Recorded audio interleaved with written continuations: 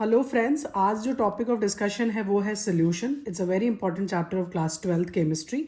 उसका एक कॉन्सेप्ट है which is very very important, which is called concentration terms. तो कॉन्सेंट्रेशन टर्म्स डिस्कस करने के पहले मैं ये बताना चाहूँगी कि फॉर एग्जांपल अगर हमें लेंथ को मेजर करना है तो उसकी यूनिट होती है मीटर, सेंटीमीटर, डेसीमीटर एटसेट्रा. अगर हमें टेम्परेचर को नापना है तो उसके लिए हम यूज़ करते हैं डिग्री सेल्सियस, केल्विन. और अगर हमें इसी तरीके से डिस्टेंस नापना है तो we use quantities like units like kilometre etcetera. तो अगर हमें किसी भी सोल्यूशन का कॉन्सेंट्रेशन मेजर करना है वो भी क्वांटिटेटिवली समझना आप ध्यान से, क्वांटिटेटिवली कि वो सोल्यूशन कॉन्सेंट्रेटेड है या डाइल्यूट है. तो इसके लिए हम कॉन्सेंट्रेशन टर्म्स का यूज़ करते हैं. सो बेसिकली कॉन्सेंट्रेशन टर्म्स क्या करते हैं, कॉन्सेंट्रेशन टर्म्स हम किसी भी सोल्यूशन के कॉन्सेंट्रेटेड या कितने डाइल्यूट होने का के मेजरमेंट को मेजर करने के लिए यूज़ करते हैं. So now let us start. First concentration term जो है वो है मास परसेंटेज, और इसको हम W/W से डिनोट करते हैं. और इसको ये बहुत ही सिंपल होता है. इसका मतलब है मास ऑफ सोल्यूट. और अगर हम सोल्यूशन की बात करें तो नेचुरली हम सोल्यूट, सॉल्वेंट और सोल्यूशन के टर्म्स में बात करेंगे. तो मास परसेंटेज को हम लिखते हैं मास of solute divided by mass of solution into 100. क्यों? क्योंकि परसेंटेज है तो इसका 100 एक मल्टीप्लाइंग फैक्टर होगा.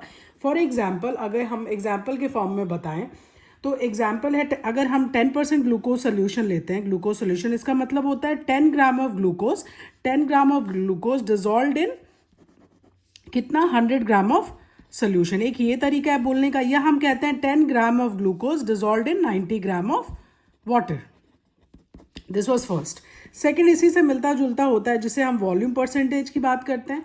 मतलब अगर हम कहेंगे 10% ग्लूकोज सोल्यूशन बाय मास, ये बोलना ज़रूरी है. सिमिलरली वॉल्यूम परसेंटेज को हम V/V से डिनोट करते हैं.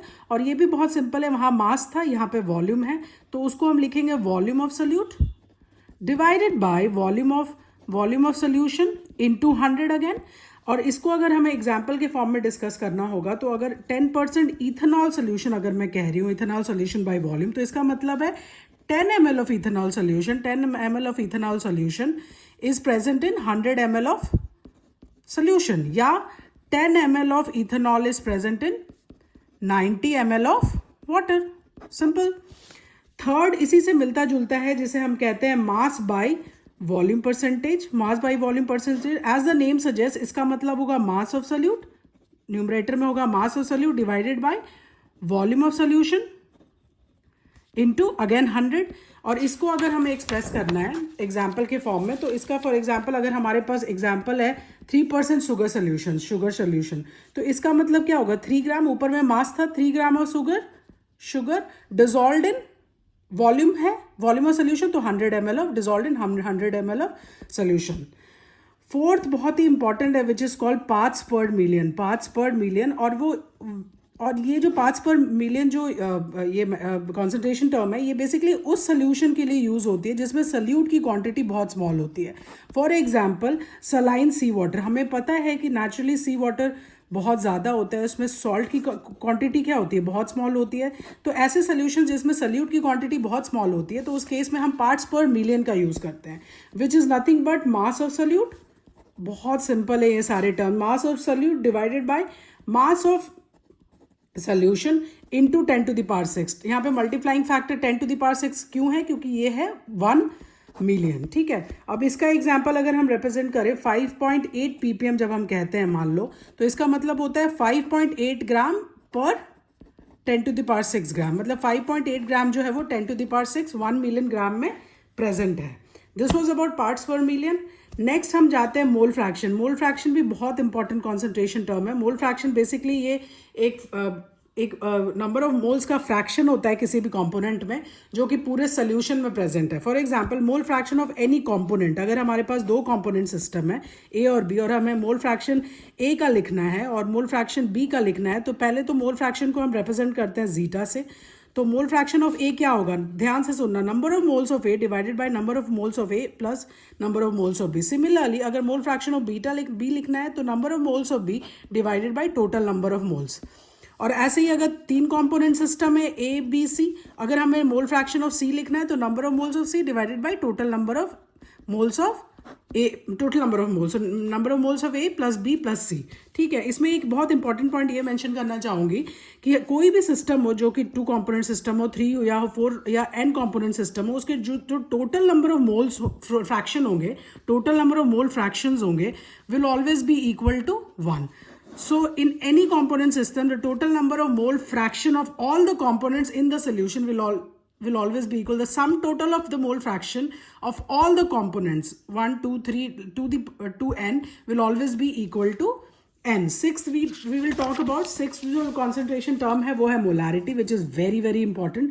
और molarity को हम MOLARITY से लिखते हैं और इसको डिनोट करते हैं कैपिटल M से। ये बहुत इंपॉर्टेंट है। ये होता है number of moles of solute, ये होता है number of moles of solute divided by volume of solution in litres. ठीक है, फॉर एग्जांपल अगर हमें कहना है कि हमारे पास 0.25 मोलर NaOH सोल्यूशन है, NaOH सोल्यूशन, तो इसका क्या मतलब होगा? 0.25 moles of NaOH is present in 1 litre of solution. Seventh इसी से मिलता जुलता है, विच इज मोलालिटी। मोलालिटी का स्पेलिंग होता है MOLALITY, R की जगह यहाँ पे L होगा और इसको हम स्मॉल m से रिप्रेजेंट करते हैं और इसका यूनिट इसको लिखने का तरीका है number of moles of solute. बहुत सिंपल है, number of moles of solute divided by mass of solvent in kg। ठीक है, यहाँ पे मास ऑफ सॉल्वेंट है और यहाँ पे वॉल्यूम ऑफ सोल्यूशन है। Mass of solvent in kg, for example अगर हमें बोलना है, अगर हमारे पास दिया हुआ है 1 मोलर KCl सोल्यूशन, इसका मतलब है 1 mole of KCl is present in 1 kg of water. So this was all about. यहाँ पे एक और इंपॉर्टेंट पॉइंट है कि ये जितने सारे कॉन्सेंट्रेशन टर्म्स है इसमें सारे टेम्परेचर इंडिपेंडेंट है एक्सेप्ट मोलारिटी। मोलालिटी और सारे टेम्परेचर, उनको टेम्परेचर से कोई डिपेंडेंस नहीं है, बट मोलारिटी जो है, मोलारिटी जिसमें वॉल्यूम टर्म आता है, it is dependent on temperature. Thank you very much, stay tuned.